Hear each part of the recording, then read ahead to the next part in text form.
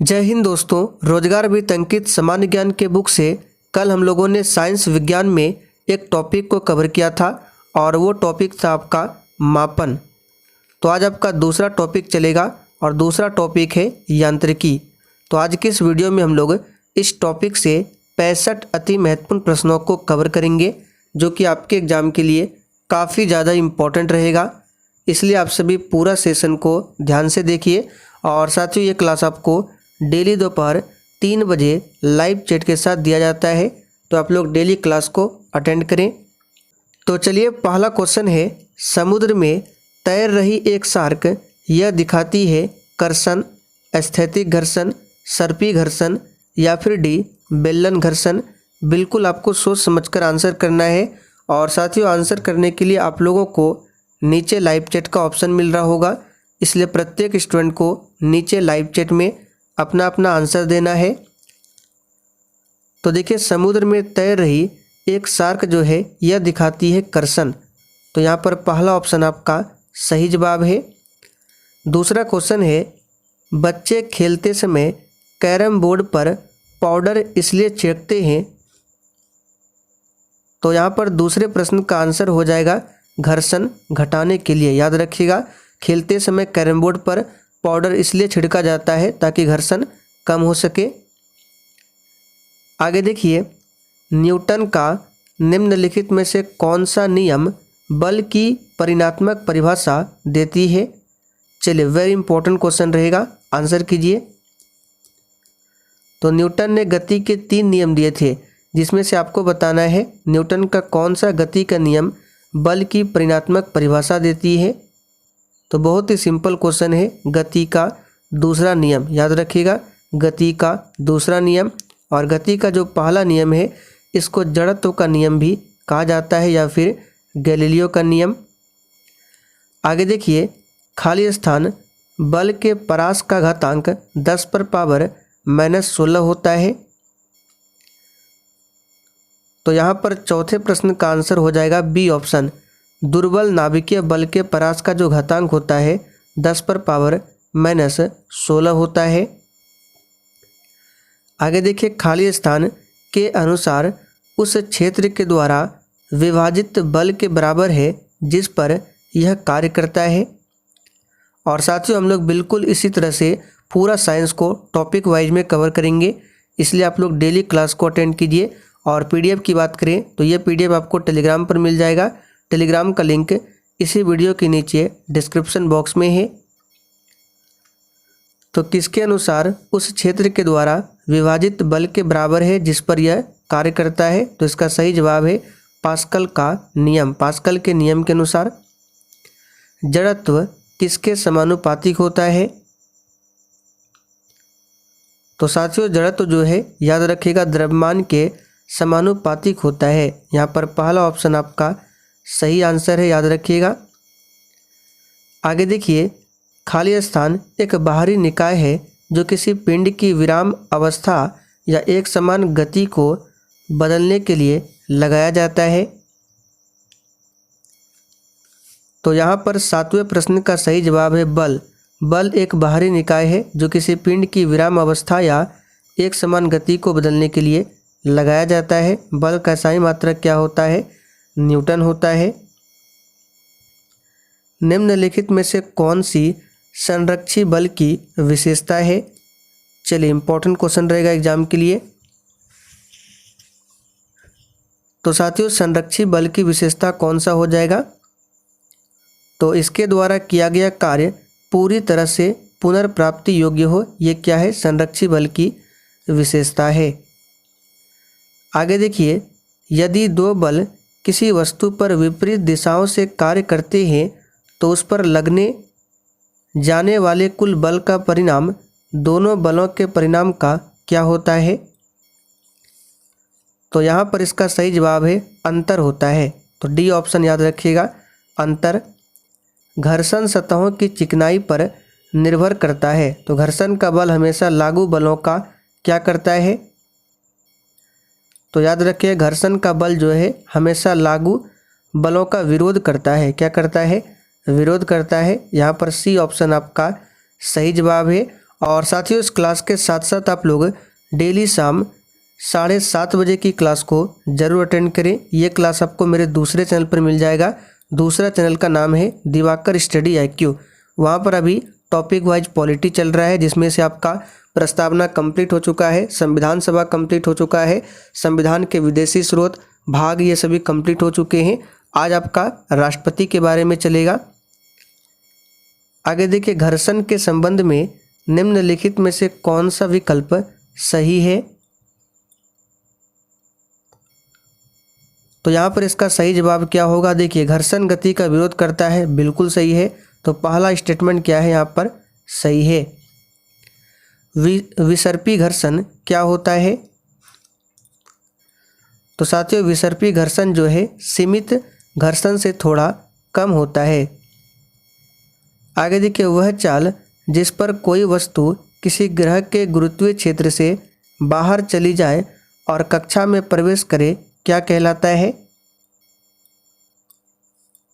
तो यहाँ पर इसका सही जवाब है, ये कहलाता है पलायन वेग। और पृथ्वी का पलायन वेग कितना है, तो याद रखिएगा 11.2 किलोमीटर प्रति सेकंड ये पृथ्वी का पलायन वेग है। यानी कि इस वेग से अगर किसी वस्तु को पृथ्वी से बाहर फेंका जाए तो वो वापस नहीं आएगा। तो याद रखिएगा 11.2 किलोमीटर प्रति सेकंड। जब कोई पिंड दूसरे पिंड की सतह पर लुढ़कता है तो इसकी गति के प्रतिरोध को किस नाम से जाना जाता है। तो यहाँ पर इसका सही जवाब हो जाएगा, इसे रोलिंग घर्षण के नाम से जाना जाता है।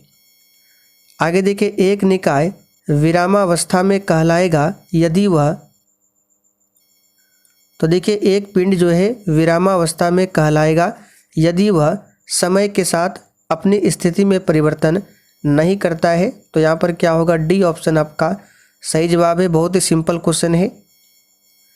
यदि कोई वस्तु स्थित है या निश्चित वेग से एक सीधी रेखा पर गति कर रही है, तो यदि उस पर कोई बाह्य बल नहीं लगाया जाए तो वह अपनी प्रारंभिक अवस्था में ही बनी रहती है। यह कथन किसका है। देखिए, ये क्वेश्चन बिहार SI 2019 में पूछा गया था। बहुत ही सिंपल क्वेश्चन है। इसका सही जवाब क्या होगा, ये न्यूटन के गति का प्रथम नियम है।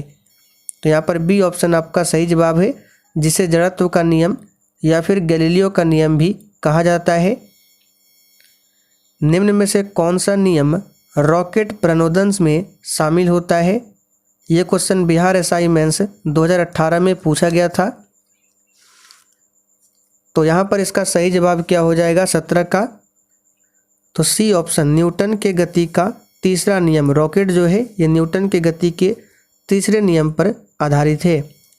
72 किलोमीटर प्रति घंटा का वेग का अर्थ क्या है। यह क्वेश्चन बिहार SI PT 2017 में पूछा गया था। तो देखिए, इसको कैसे निकालेंगे। तो देखिए, यहाँ पे ऑप्शन में मीटर प्रति सेकंड है। तो किलोमीटर प्रति घंटा को मीटर प्रति सेकंड बनाना है तो 72 में क्या करना पड़ेगा, 5/18 से गुना। आप लोगों ने मैथ में पढ़ा होगा कि अगर किलोमीटर प्रति घंटा से मीटर प्रति सेकंड बनाना है तो 5/18 से गुना करना पड़ता है। और मीटर प्रति सेकंड से अगर आपको किलोमीटर प्रति घंटा बनाना है तो जस्ट उल्टा 18/5 से गुना करना पड़ता है। तो यहाँ पर क्या करेंगे, 5/18 से गुना, तो 18 से 72 4 बार में, और 5 × 4 ये क्या हो जाएगा 20। तो आंसर हो जाएगा 20 मीटर प्रति सेकंड। यदि किसी पाइप का क्रॉस सेक्शन एरिया बढ़ाया जाता है तो द्रव प्रवाह की गति क्या होगी। तो सिंपल क्वेश्चन है, घट जाएगी। यहाँ पर आंसर होगा ए ऑप्शन। त्वरण खाली स्थान के परिवर्तन की दर के बराबर होता है। तो आप लोगों ने खूब पढ़ा होगा कि वेग में परिवर्तन की दर को त्वरण कहा जाता है। तो सी ऑप्शन इसका सही जवाब है, वेग। सीधी सड़क पर चल रही एक कार खाली स्थान गति का उदाहरण है। तो यहाँ पर इसका सही जवाब होगा सरल रैखिक गति का उदाहरण है। निम्नलिखित में से कौन सा गुण एक समान परिपत्र गति के लिए सही नहीं है। क्या पूछा गया क्वेश्चन को देख लीजिए। एक समान परिपत्र गति के लिए कौन सा गुण सही नहीं है। तो यहाँ पर 22 का सही जवाब क्या हो जाएगा? तो ये हो जाएगा दूरी हमेशा विस्थापन के बराबर होती है, ये कथन गलत है। यहाँ पे क्या पूछा गया था? सही नहीं है।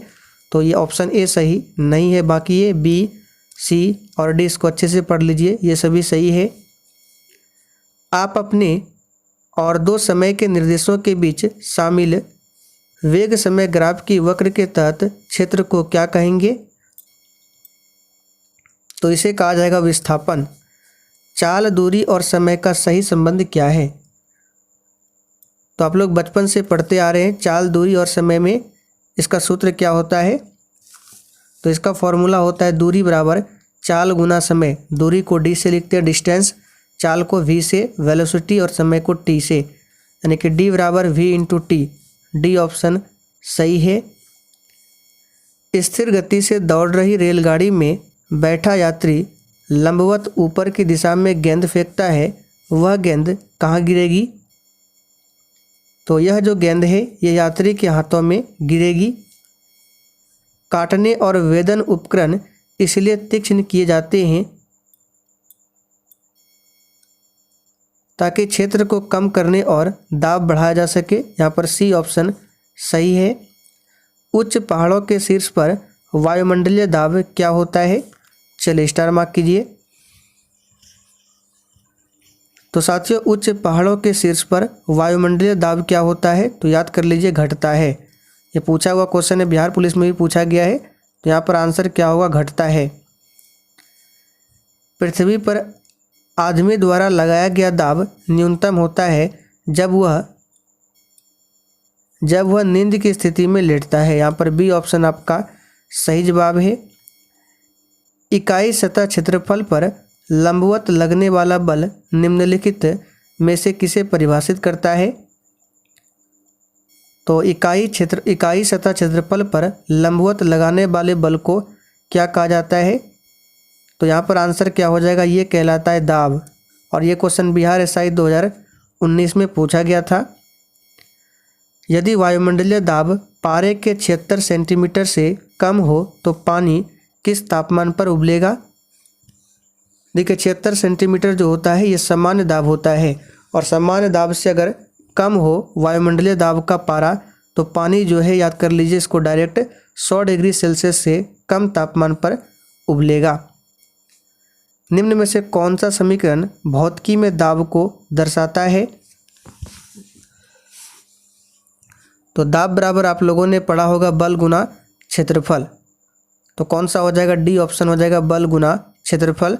और साथियों, जिसने अभी तक सेशन को लाइक नहीं किया है तो सबसे पहले आप लोग सेशन को लाइक कीजिए फटाफट से। चलिए, उम्मीद करते हैं आप लोगों ने सेशन को लाइक कर दिया होगा। बैरोमीटर का इस्तेमाल निम्न में से किसे मापने के लिए किया जाता है? तो सिंपल क्वेश्चन है, वायुमंडलीय दाब को मापने के लिए बैरोमीटर का इस्तेमाल होता है। दाब का मान प्राप्त करने के लिए आप द्रव में प्रणोद को किससे विभाजित करते हैं? तो इसका सही जवाब है ऑप्शन बी, क्षेत्रफल से। समान वायुमंडलीय दबाव और 45 डिग्री अक्षांश पर समुद्र तल पर बर्फ का गलनांक कितना होता है? तो याद रखिएगा, ये होता है 273.16 केल्विन। किस प्रक्रिया से लालटेन या लैंप की बत्ती से तेल ऊपर चढ़ता है? तो सिंपल क्वेश्चन है, ये बिहार एग्जाम में भी पूछा गया है। तो इसका सही जवाब क्या होगा? तो 36 का आंसर है केशिकत्व से।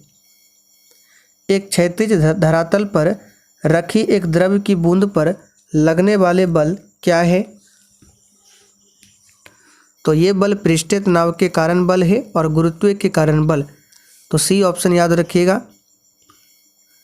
जब एक तरल पदार्थ पर दाब लगाया जाता है तो दबाव परिवर्तन बिना किसी नुकसान के द्रव के प्रत्येक भाग में प्रेषित होता है। निम्नलिखित में से कौन सा नियम इस घटना की व्याख्या करता है? तो ये नियम है पास्कल का नियम। तैराकों को पानी में तैरने के लिए कौन सा बल मदद करता है? तो सिंपल क्वेश्चन है, उत्प्लावक बल है। समतल सतह पर गिराए जाने पर जल की बूंदें हमेशा गोल आकार क्यों धारण कर लेती है? तो इसका रीजन है अणुओं के द्वारा पृष्ठ तनाव के कारण। यहाँ पर डी ऑप्शन सही है। किसी तरल माध्यम, गैस या द्रव में आंशिक या पूर्णतः डूबी हुई वस्तु पर लगने वाला उत्प्लावन बल उस वस्तु द्वारा विस्थापित तरल के भार के बराबर होता है। यह सिद्धांत कहलाता है। तो सिंपल क्वेश्चन है, आर्किमिडीज का सिद्धांत कहलाता है। सी ऑप्शन सही है। लैक्टोमीटर जो कि दूध की शुद्धता मापी जाती है इससे, तो और हाइड्रोमीटर जो है तरल पदार्थों के घनत्व को निर्धारित किया जाता है। तो ये जो है किस सिद्धांत पर आधारित होता है? तो लैक्टोमीटर और हाइड्रोमीटर जो है आर्किमिडीज सिद्धांत पर आधारित होता है। यदि पानी से भरी कांच की बोतल को ढक्कन से बंद करके फ्रीजर में रख दिया जाए तो क्या होगा? अंततः बर्फ के कारण कांच की बोतल फट जाएगी। आगे देखिए, आइंस्टीन का द्रव्यमान ऊर्जा संबंध निम्नानुसार है। तो सिंपल क्वेश्चन है, E बराबर mc² होता है। कुछ नहीं में से कुछ का सर्जन किस नियम के विरुद्ध है? ये क्वेश्चन बिहार SIPT 2018 में पूछा गया था। तो इस प्रश्न पर आप सभी स्टार मार्क कर लीजिए, इंपॉर्टेंट भी है। तो कुछ नहीं में से कुछ का सर्जन जो दिया था, ये किस नियम के विरुद्ध है? तो सही जवाब है द्रव्यमान ऊर्जा के संरक्षण। निम्नलिखित में से किन्हें ऊर्जा संग्रहण के लिए इस्तेमाल किया जा सकता है? ये क्वेश्चन बिहार SIPT 2018 में पूछा गया था। देखिए, यांत्रिकी से बहुत सारे क्वेश्चन बिहार के एग्जाम में पूछे गए हैं। तो 46 का आंसर क्या होगा? पहला ऑप्शन है संपीड़ित वायु, स्प्रिंग, बैटरी और संधारित्र। यहाँ पे क्या पूछा गया है? ऊर्जा संग्रहण के लिए इस्तेमाल किया जाता है। तो संपीड़ित वायु का भी होता है, स्प्रिंग का भी होता है, बैटरी का भी होता है, संधारित्र का भी होता है। तो सही जवाब होगा डी ऑप्शन सभी है। बांध के जल में कौन सी ऊर्जा संग्रहित होती है? देख सकते हैं, ये भी बिहार SI में पूछा गया है। तो बांध के जल में कौन सी ऊर्जा संग्रहित होती है? तो 47 का सही जवाब है ए ऑप्शन स्थितिज ऊर्जा। गतिज ऊर्जा का समीकरण तो हमने आपको बहुत बार बताया है, क्या होता है? Half mv²। तो E बराबर यहाँ पे दिया गया है हाफ mv²। गतिज ऊर्जा को काइनेटिक एनर्जी कहते हैं। ऊर्जा और संगति के बीच संबंध किसने स्थापित किया था? तो यहाँ पर 49 का आंसर क्या हो जाएगा? तो याद रखिएगा, ऊर्जा और संहति के बीच संबंध को स्थापित किया था किसने? तो ये किया था आइंस्टीन ने। यहाँ पर बी ऑप्शन सही है। कार्य करने की दर क्या कहलाती है? तो कार्य करने की दर को शक्ति कहा जाता है और शक्ति का SI मात्रक वाट होता है। निम्नलिखित में से कौन गुरुत्वीय स्थिति ऊर्जा का उदाहरण है? तो गुरुत्वीय स्थितिज ऊर्जा का उदाहरण कौन सा हो जाएगा? ये हो जाएगा बांध के पीछे स्थित पानी। सी ऑप्शन याद रखिएगा, ये गुरुत्वीय स्थितिज ऊर्जा का उदाहरण है।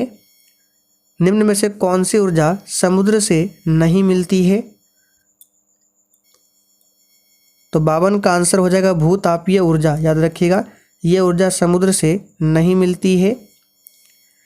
एक सीधी रेखा में गति कर रही वस्तु के द्वारा लगाई गई शक्ति बल तथा खाली स्थान के गुणनफल के बराबर होता है। तो यहाँ पर 53 का आंसर हो जाएगा वेग। याद रखिएगा, पृथ्वी की उष्मा से प्राप्त ऊर्जा को क्या कहा जाता है? तो सिंपल क्वेश्चन है, भूतापीय ऊर्जा कहा जाता है। बल की दिशा में विस्थापन के साथ बल के गुणनफल द्वारा क्या दर्शाया जाता है? तो ये दर्शाया जाता है कार्य।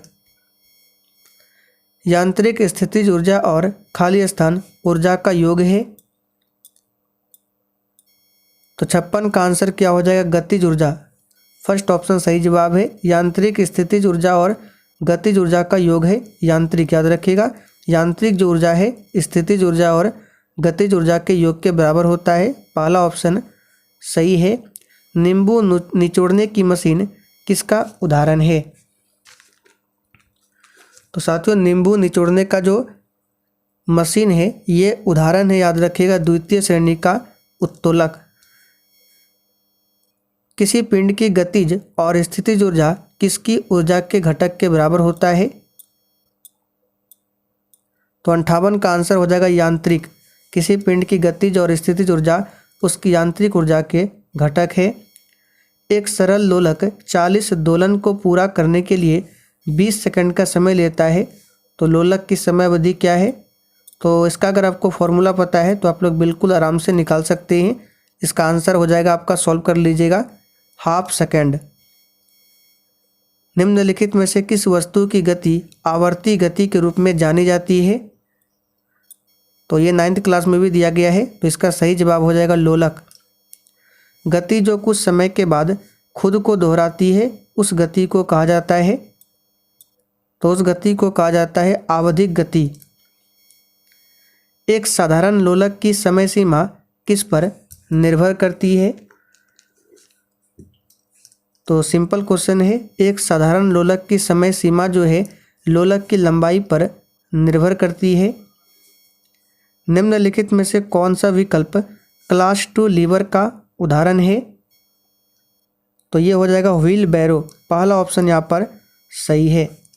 तो साथियों, आज के लिए इतना ही। आप लोग कमेंट करके बताइए इस 64 प्रश्न में से आप लोगों ने कितने प्रश्नों के सही से आंसर किए हैं। तो आज आपका दूसरा टॉपिक भी कंप्लीट होता है।